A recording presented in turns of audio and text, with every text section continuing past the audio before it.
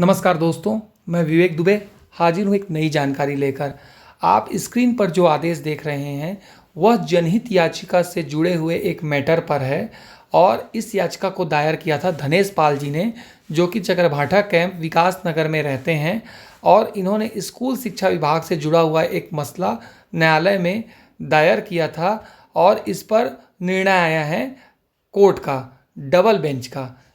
यह मामला जो था वो सीधे तौर पर जो शिक्षकों की अब भर्ती और पदोन्नति हो रही है और जिसमें कुल मिलाकर कहा जाए तो विषय बाध्यता को हटा लिया गया है, उस विषय से जुड़ा हुआ है। हालांकि पदोन्नति में अभी ये इम्प्लीमेंट नहीं हो पाया है, लेकिन भविष्य में होगा और शिक्षक भर्ती के लिए ही तो इसे लाया गया था।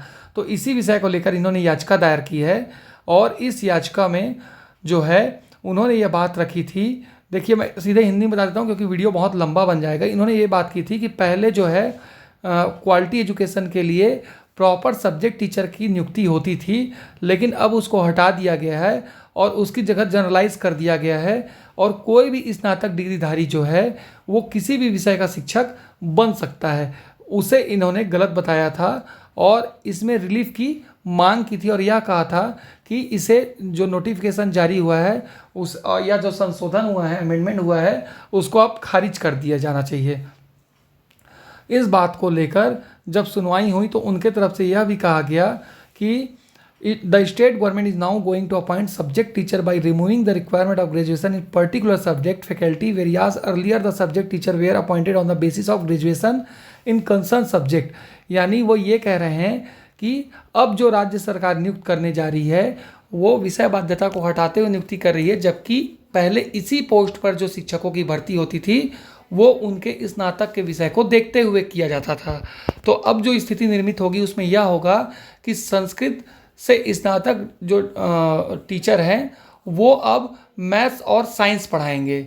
हिंदी डिग्रीधारी जो हैं, हिंदी स्नातक वाले, वो इंग्लिश और साइंस जैसा पढ़ाएंगे। उन्होंने उदाहरण दिया है एग्जाम्पल के तौर पे और इसको उन्होंने ये कहा है कि इससे क्वालिटी ऑफ एजुकेशन यानी एजुकेशन की जो गुणवत्ता है वो पूरी तरह से समाप्त हो जाएगी और स्टूडेंट का जो एकेडमिक डेवलपमेंट है उस पर इसका बुरा प्रभाव पड़ेगा।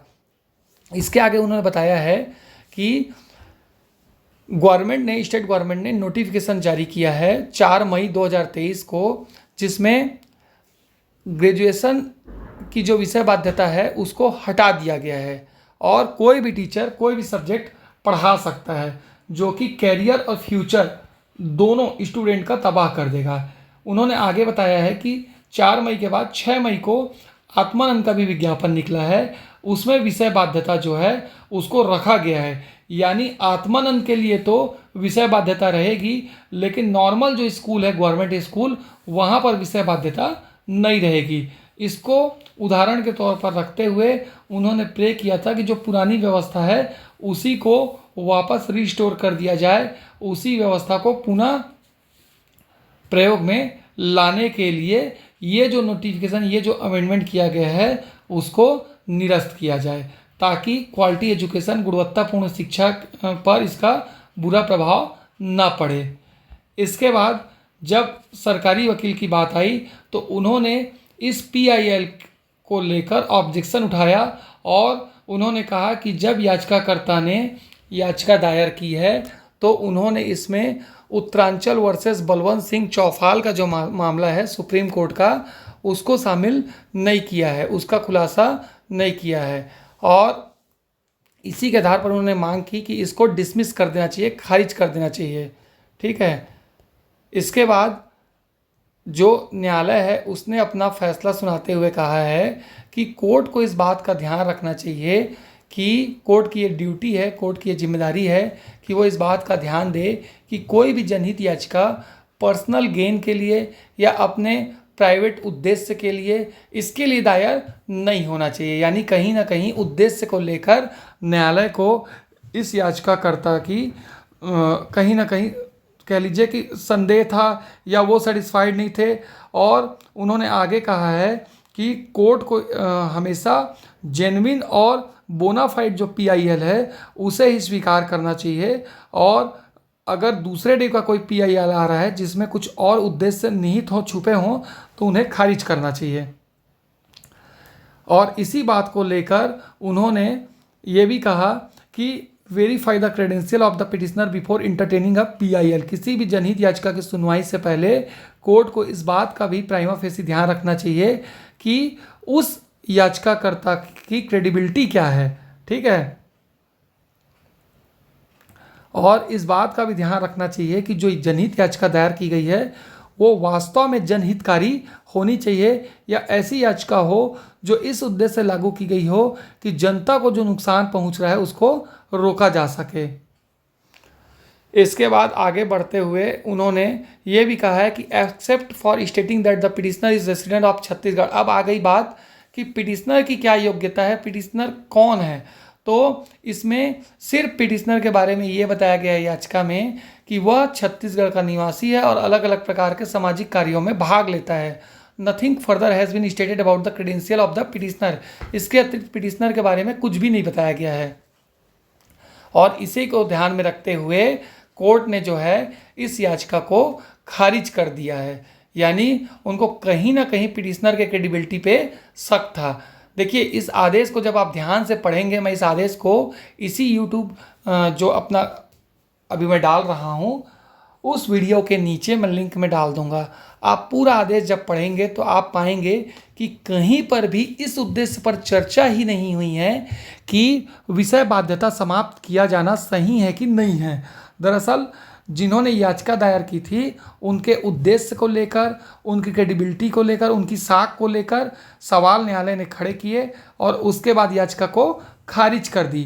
कई जगह सोशल मीडिया पर अब यह चल रहा है कि विषय बाध्यता वाले मामले में निर्णय आ चुका है और अब इस पर कुछ नहीं हो सकता। तो आप जब आदेश पढ़ेंगे तो आपको साफ समझ में आ जाएगा कि दरअसल मामला ऐसा नहीं है।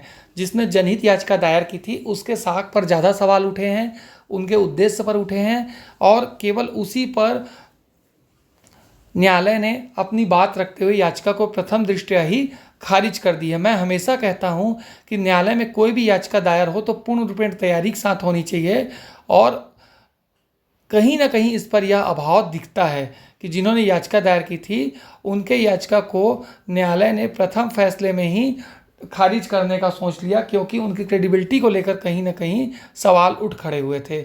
आपको याद होगा कि आज से कुछ दिनों पहले मैंने एक और वीडियो बनाया था जिसमें आत्मानंद अंग्रेजी माध्यम स्कूलों के खुलने के बाद वहाँ पर पूर्व में संचालित हिंदी माध्यम स्कूलों को बंद करने को लेकर अंक भारती के जो अध्यक्ष हैं, जो बहुत प्रकार से अलग अलग सोशल वर्क कर रहे हैं और इस प्रकार के अलग अलग कार्यों में पहले से लगे हुए हैं, उन्होंने याचिका दायर की थी। जसपुर के थे वो रविंद्र जी, और उनकी याचिका को लेकर जब आप देखेंगे तो उनके बारे में बहुत सारे चीज़ें बताई गई थी याचिका में कि वो इस संस्था के उद्देश्य वो हैं, अध्यक्ष हैं और अलग अलग समाज सेवी संस्थाओं से जुड़े हैं। तो उनकी साख पर कहीं सवाल खड़े नहीं हुए थे और पूरी सुनवाई हुई और उनके पक्ष में फैसला आया। इसमें कहीं ना कहीं जो मूल विषय उस पर चर्चा हुई ही नहीं है। तो ऐसा कह देना कि ये जो मामला था विषय बाध्यता वाला वो पूरी तरह समाप्त हो गया या इस पर अब कुछ नहीं हो सकता, कहीं ना कहीं गलत होगा। दरअसल उस विषय पर, मूल विषय पर चर्चा हुई ही नहीं है और केवल याचिकाकर्ता के साख पर सवाल खड़े हुए और याचिका खारिज कर दी गई है। तो अभी भी संभावनाएं बची हुई हैं। क्या सही है क्या गलत है वो तय करना हमारा काम नहीं है, वो तो न्यायालय तय करेगा। लेकिन इस आदेश को पढ़ने के बाद यह स्पष्ट है कि अभी उस मामले पर पूरा फैसला नहीं आया है जिसकी संभावनाएं भविष्य के लिए बनी हुई हैं। दोस्तों, मैं पूरी कोशिश करता हूं कि अपना पर्सनल व्यू ना रखकर जो सरकारी आदेश कह रहे हैं या जो न्यायालय का निर्णय कह रहा है मैं उसे बताऊं।